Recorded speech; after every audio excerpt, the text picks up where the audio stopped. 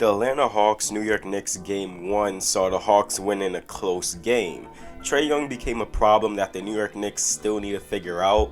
Young is one of the best players in the league working out of ball screens. His ability to play make out of ball screens and score makes him a tough cover. The Knicks primarily played Young in drop coverage off of those screens. Usually when teams play in a drop, they open up the mid-range, and this is where Young actually loves to work at. Per Clean the Glass stats, Young's frequency in the mid-range is at 47%, and he shoots it at 46% from there. Young usually goes into floaters or a pull-up mid-range or looking to bait players into fouling him.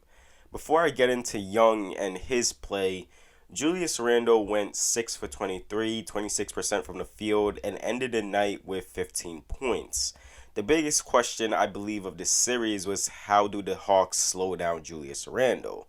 It was clear that the Hawks didn't mind having Randle work along the perimeter or the high post where he can get his jumpers off. The Hawks were more concerned when Randle gets near the rim. The Hawks threw stunt defenders nearby Randle, not looking to immediately double team him, but instead saying, hey, if you come here, you will get doubled. And they use Clint Capella in this type of scenario to stunt. Example here, right off the gates, Randle gets a switch, Hunter now on him. The Hawks have Clint come over off of Noel, and Herter will cover Noel for the meantime. And Clint will stay near the rim to help. The Hawks want Randle to drive baseline to Clint so that he can get pressured. Shots like these, I believe Randle can make. It just wasn't dropping in this game. But if the Hawks doing this, it eliminates Randle's ability to just bully and get inside. The Hawks here do the same thing, having Capella stunt. Hunter helps off of RJ to cover Noel. Randle does pass to RJ, but Hunter sprints and contains him. Again, Randle attacking a closeout pull-up jumper. This wasn't his night shooting the basketball. Here off the drive, the Hawks close that drive-in angle, having Snell come over, and Randle settles for a jump shot. The Hawks do it again here. Randle drives, Bogdan will come over, close that drive-in angle, creating a wall of 3 defenders nearby. Herter will put a body on Noel, doesn't notice the open Rose in the corner, passes it to Barrett. Good shot for RJ, just doesn't fall. On the post up against Hunter, the Hawks immediately have Capella come nearby.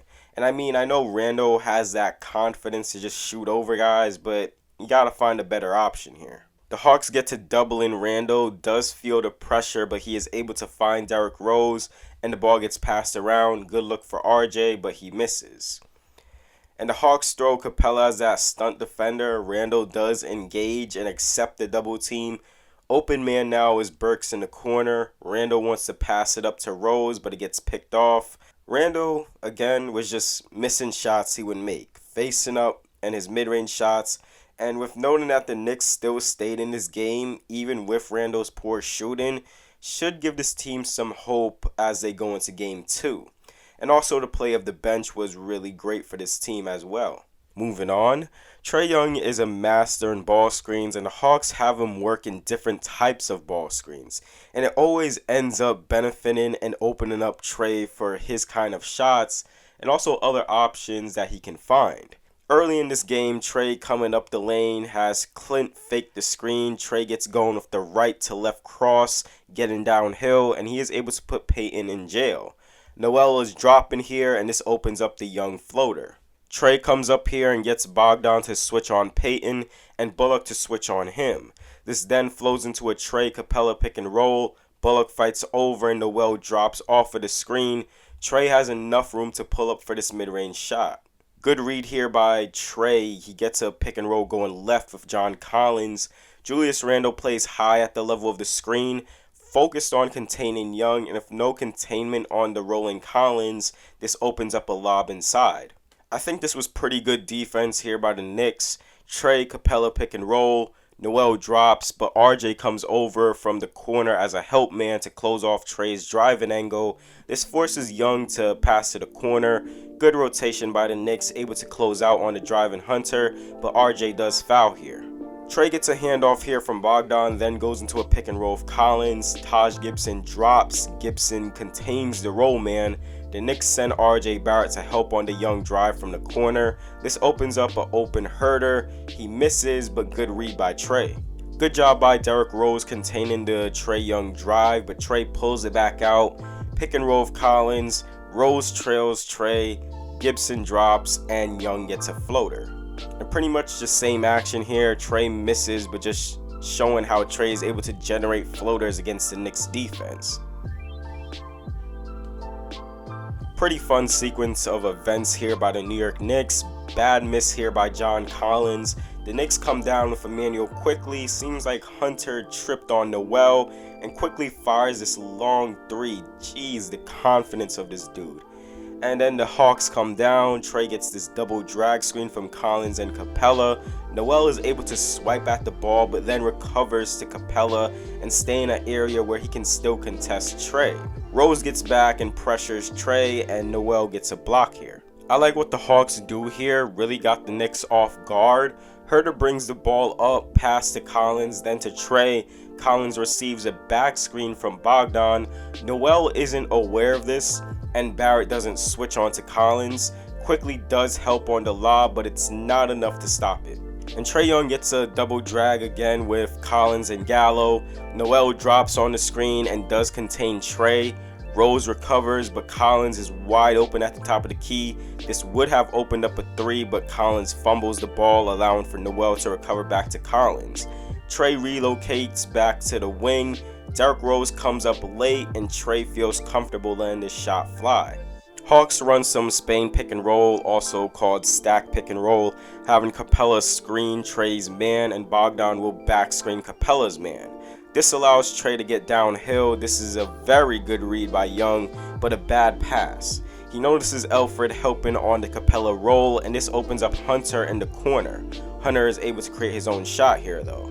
Again, more stack, pick and roll. You guys will be hearing that a lot from me. The Hawks basically spammed and abused the hell out of this. The Knicks defended this well actually. Noel is able to go over and recover to Capella, and they switch Bullock onto Trae and Elfrid to Bogey. Reggie defends Trae, and Trae misses here. Trae gets a drag screen here, some pick and pop, gets him going right. Collins spots up along the wing. Randall stays home on Collins. Trae gets downhill. Payton trails him. Noel focuses on covering Clint and gives up the Trae floater. Trae gets a double drag here. Rose completely trails and is behind Trae. Noel drops and Trae gets a floater. The Hawks here gets Bogey coming off a pin down and slips near the paint. Using this as a decoy, they then transition into a double ball screen for Trae Young. Rose trails Trae, and with no switch, no drop, Trae is just able to get all the way inside and he gets a floater. Another example of ball screens for Trae's floaters. This one is good defense by Taj on the lob, but notice the space Trae has to work here. And coming up here in transition, just taking advantage of the rookie quickly and baiting him into a foul. And guess what? More stack pick and roll. The back screen comes a bit late, but it does open up Clint for the lob. Quickly does come over to tag Clint, but only so much he can do here. Stack pick and roll again. As mentioned before, the Hawks spammed the hell out of this in the fourth quarter. This time with RJ Barrett helping off the corner to tag the rolling Capella. This leaves Bogdan open. Trae hits him and he hits the three. Stack action again, and I know, yes, it's a lot, but notice the options that the Hawks are getting out of this. The Knicks are able to contain the rolling Capella. They contain Trae with Burks helping and Rose getting back, but the back screener DeAndre Hunter spots up at the top of the key and he knocks down the three as he is wide open, and this is Burks' man. The Hawks run it again, but this time getting Trae going left. He snakes the screen, draws the help from Burks, and Rose recovers. He goes into a mid-range shot here and gets blocked. Another option would just be waiting for Hunter to spot up near the wing for a three again. The Hawks go back to the double drag with Bogey and Clint. The Knicks continue to drop, and Trae gets downhill and gets this floater to go. And it's only fitting that Trae ends this game on a floater. The Knicks bring in Frank Ntlikina to cover Trae. Trae is able to break down the defense. Seems like the Knicks wanted to double, but it came late with Taj Gibson. Trae was able to open up Frank and drive by him, gets in the lane, no help coverage, and Trae gets a floater. That'll wrap it up for this breakdown. I understand that the Knicks' main priority is to protect the rim and don't give up that lob inside, so that's why they primarily play in a drop coverage. And they want their guards to fight over screens and stick close to the ball handler. But with Trae Young being able to get in the lane with ease and hit these floaters, it basically serves as a layup inside. The Knicks may want to switch up how they play Trae in Game 2, but we will have to see that in due time.